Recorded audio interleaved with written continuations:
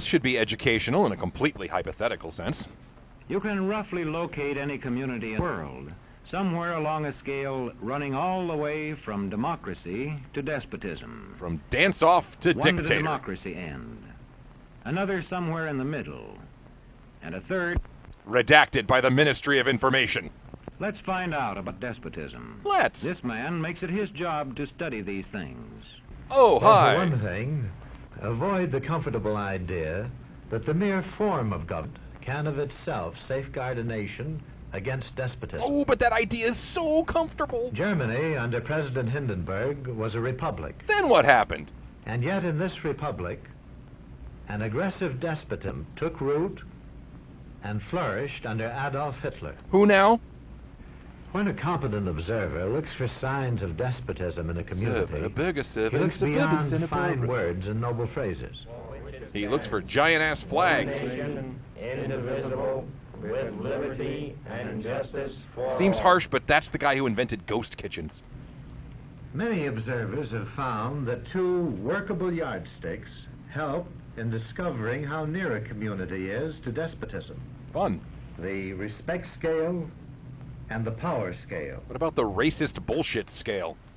A careful observer can use a respect scale to find how many citizens get an even break. As a community moves towards despotism, respect is restricted to fewer people. Here's Aretha Franklin to explain further.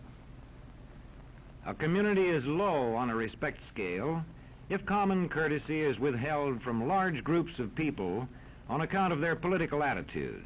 Thank goodness we've completely eradicated this sort of thing. If people are rude to others because they think their wealth and position gives them that right, or because they don't like a man's race or his religion. Or if they're a stupid reactionary troll without an original thought in their fat heads.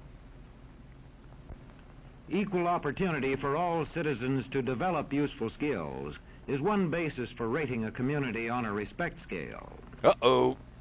The opportunity to develop useful skills is important, but not enough. Am I late for The graduation? equally important opportunity to put skills to use is a further test on a respect scale. Hey, we have the most orderly bread lines in the civilized world. A power scale is another important yardstick of despotism. It gauges the citizens' share in making the community's decisions. Again. Uh-oh. Communities which concentrate decision-making in a few hands rate low on a power scale and are moving towards despotism. Whee! Like France under the Bourbon kings, one of whom said, "The state. I am the state." I thought David Wayne said that. Today, democracy can ebb away in communities whose citizens allow power to become concentrated in the hands of bosses. Oh, like Bowser or Cloud? What I say goes, see? I'm the law around here. Smile, Mr. Fat Cat. The test of despotic power is that it can disregard the will of the people. It rules without the consent of the governed. Oh, maybe the governed don't know what's best for themselves. Have you seen Threads lately? Look beyond the legal formalities of an election in measuring a community on the power scale to see if the ballot is really free. Folks, if you're being coerced to vote for the Supreme Leader's 7th term, stay in line. If the citizens can vote only the way they're told, a community approaches despotism. What's this movie's problem? This could literally never happen here.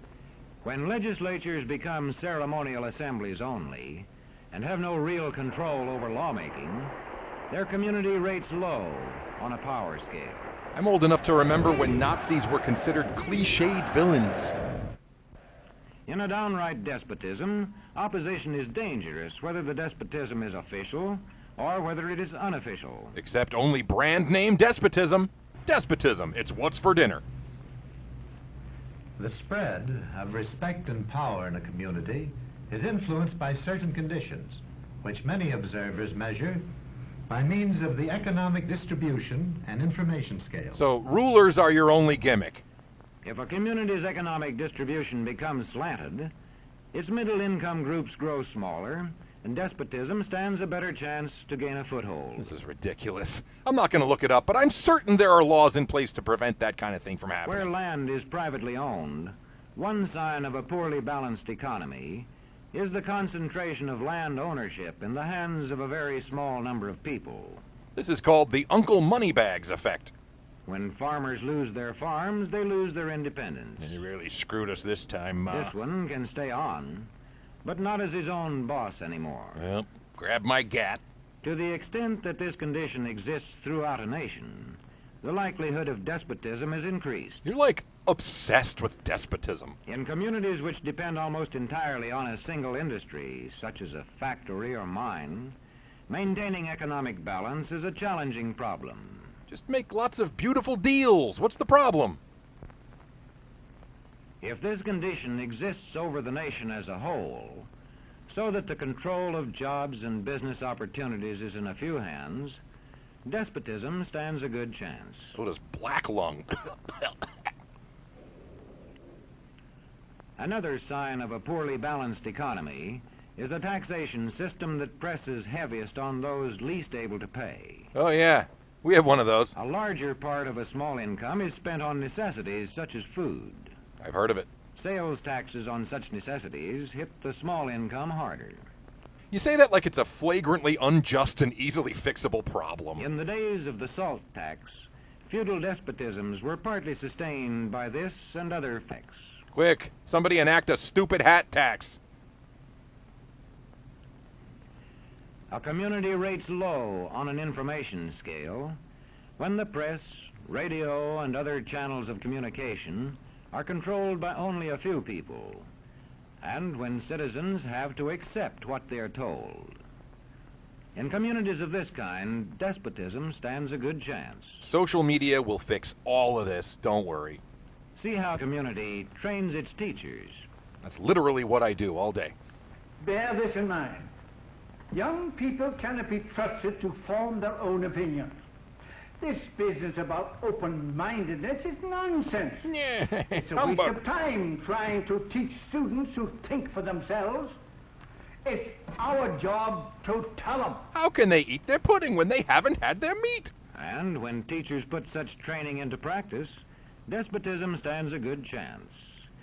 These children are being taught to accept uncritically whatever they're told. Questions are not encouraged. It's an actual school marm. How can you ask such a question? Have you got a textbook? Yes, ma'am. Does it say here that our law courts are always just? Yes, ma'am. Then how dare you question the fact? It also says you're not a hatchet-faced crone. And so we aren't surprised when...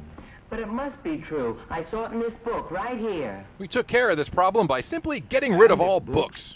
And newspapers and the radio are efficiently controlled, the people will read and accept exactly what the few in control want them to. Government censorship is one form of control. Yeah, another is shadow banning crypto A bros. newspaper which breaks a government censorship rule can be suspended. It's okay, no one's reading anyway. It is also possible for newspapers and other forms of communication to be controlled by private interests. Sure, everything sucks. I thought I told you to kill that story. It'll cost us a lot of advertising. If that story goes out, I quit. All right. Oh, so it all worked out. I love a happy ending. What sort of community do you live in? Hey, don't turn this around on me. Where would you place it It's not on a good time. democracy despotism scale? To find out, you can rate it on a respect scale and a power scale. Oops, I did it, and yo-oh! And to find out what way it is likely to go in the future, you can rate it on economic distribution and information scales. I tried to do that, but it just caught fire. Is that bad? The lower your community rates on economic distribution and information scales, the lower it is likely to rate on respect and power scales, and thus to approach despotism. I'm sure Chuck Schumer has a plan. He'll fix everything. What happens in a single community is the problem of its own citizens. It's supposed to be reassuring.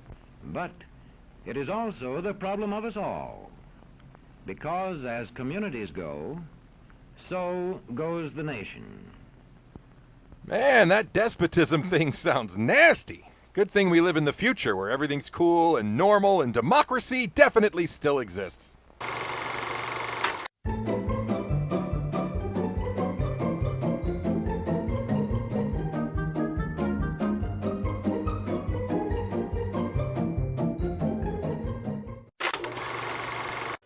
Fun with Shorts is made possible by these smart, attractive patrons.